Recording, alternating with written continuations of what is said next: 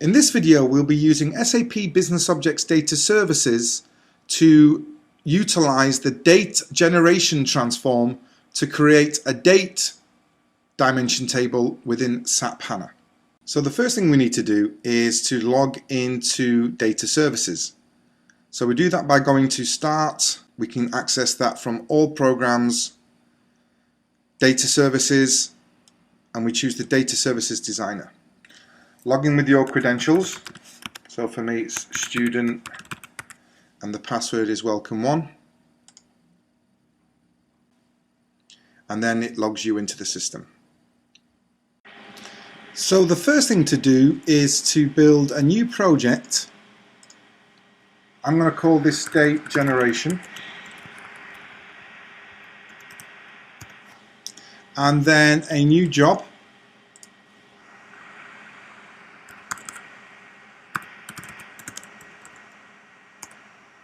And lastly, a new data flow.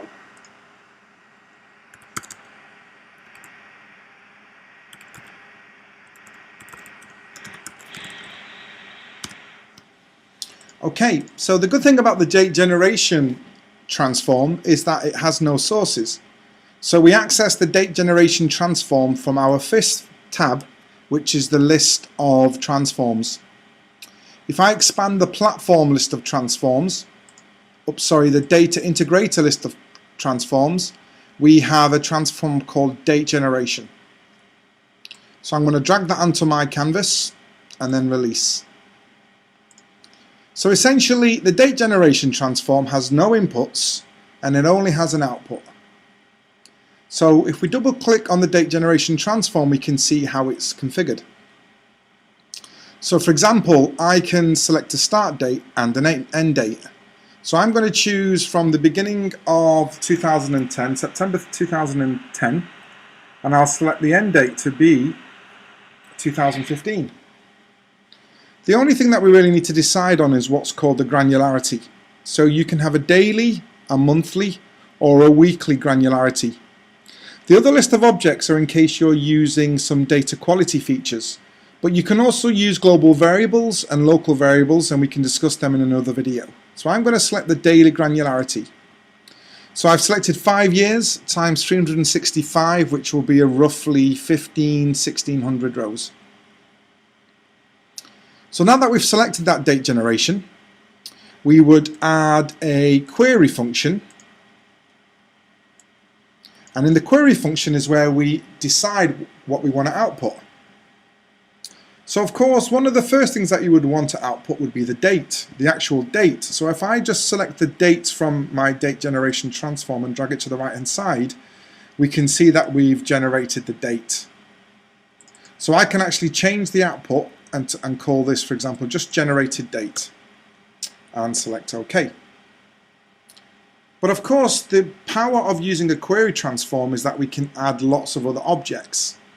So I'm going to add one or two just to give you the feel of what we can do.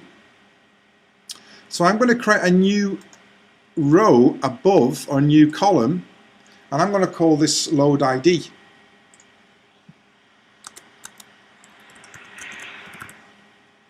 Of course, this is going to be the primary key. Again, we need this because we're loading data into a column store table in HANA. So it's an integer with data type primary key. So it's got to be unique. Now obviously what I can do is I can use the general num. This is a function that will give each row a unique identifier based on the first row. But date already actually has its own ID, and that function is called Julian. So if I do a search for JUL, you can see there we have a function called Julian. So this will give a unique identifier, and I think number 1 starts somewhere in the 10th century, I can't remember, but it gives a unique worldwide recognized ID. I then apply this function to the date, and then I close the bracket. So that's a good one to have as a unique identifier. Again, each day has its own unique ID, and I can just validate just to make sure that's okay. Obviously we have a lot of other functions that you can use, and I'll just add 2 or 3. So I'll add now basically month, So if I output below the date, and I'm going to call this month, this will be a varchar, and click on OK. So again, I'm going to build this function using a different method. I'm going to go to Functions, select Date Functions, and here we have Month. So for example, this will return the month number of that input date. So I can just click on Next, choose the date as a source, and click on Finish. Now again, as it outputs the number, I can actually change the data type to an integer. So that's going to change it to an integer because the output will just be 1 to 12. Of course, I can also add year in the same way, so I'm going to click on New Output Column, Insert Below, and select Year. Again, it's going to be an integer, and again, I'm going to select it a different way by actually, again, typing year, and then if I open the bracket, it'll say, what we need is an input date, which has to be a date time, and essentially it will return an integer. So it needs a date time or a date as an input, and it's going to return an integer. That's why it's okay to leave the output here as year. Now if I right click within my functions list, you can, if you want, turn off or turn on your tooltips and selection list by simply selecting these check boxes.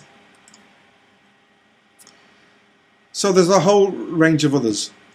Another interesting one, which is the last one I'll show you, is it a weekend? So if I select the output column and insert this below, I'm going to call this one weekend. Again, this is going to be a varchar, an integer. I think an integer is fine by clicking OK. And however, I'll use the function wizard to show you this. So if I go to date functions, here's a list of the other ones. Day and week, day and month, day and year, fiscal day, but this is an interesting one, which is weekend. This will return a 1 if the input date is a weekend, and it will produce a 0 if it isn't. So I can then just click on yes, next, and select that date as a data source and click on finish. So you can see it's very easy to build a date dimension table from the date generation transform. Of course, the last thing that I would need to do is to click on the output table. So I'm going to select the template table in HANA, put it on my canvas. It's going to go in the STS schema, and I'm going to call this my date generation.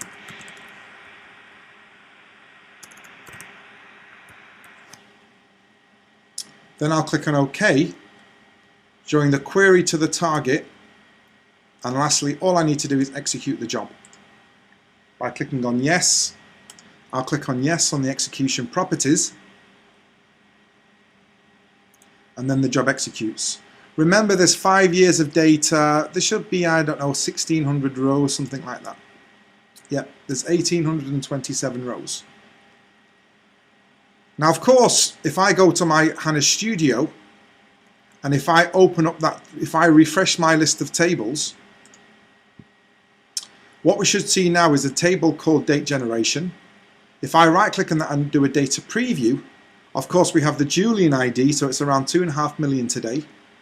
We have the date, the month number, the year number, and whether the date is a weekend or not.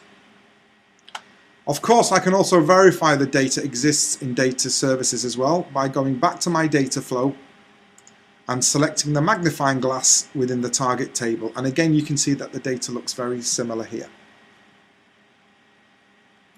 So that's a simple way in which we can use SAP Business Objects Data Services to build a date dimension table using the date generation transform.